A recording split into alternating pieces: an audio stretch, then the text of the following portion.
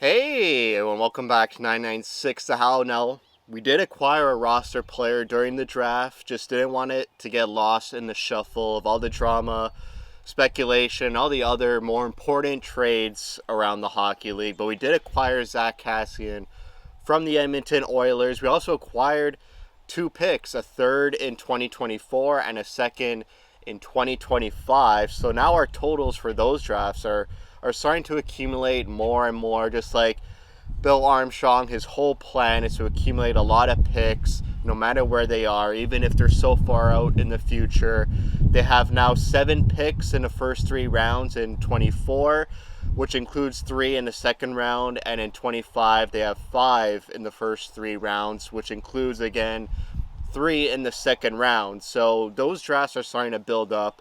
Next draft, we're still a bit slim. I think we only have 1 extra pick as opposed to our own Coyote pick. So I'm sure this upcoming trade deadline, maybe some other players who might perform well could get flipped at the deadline. Even someone like Zack Kassian, maybe if he fits in well, teams always want a gritty guy for a playoff run. So maybe they could flip him off at the deadline. But for me, this is a guy, it's a small cap hit for the Coyotes, $3.2 million. For the Oilers, it was a lot. They got to try and get some more firepower for McDavid. But for the Coyotes, they had to reach the cap floor. Now with Kassian and signing Hayden, Krause, and Fisher as a restricted free agents, they should be right at the cap floor or just above it.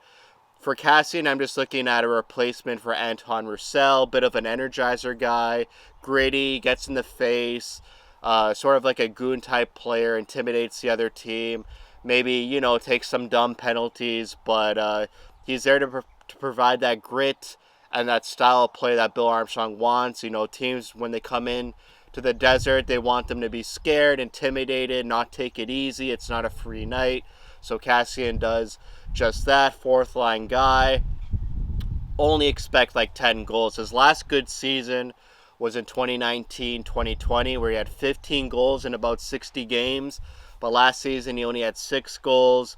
Not even last season, a couple months ago in the playoffs where the Oilers reached the conference finals, he wasn't really an impact player. I didn't hear much about him. Even when I watched some Oiler games, didn't really notice him. So his career is starting to derail a bit.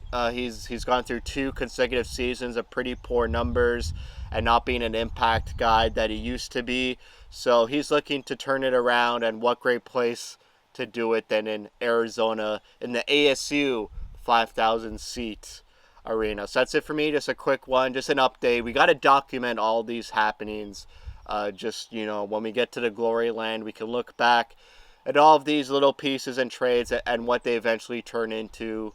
You never know what Zack Kassian could turn into on the Coyotes, whether it's in a trade or, he jumpstarts his career again and becomes a mainstay. I'm not expecting that, but, you never know. So that's it for me. Thanks for watching. If you like what you see, spread the word. And as always, thank you for your support.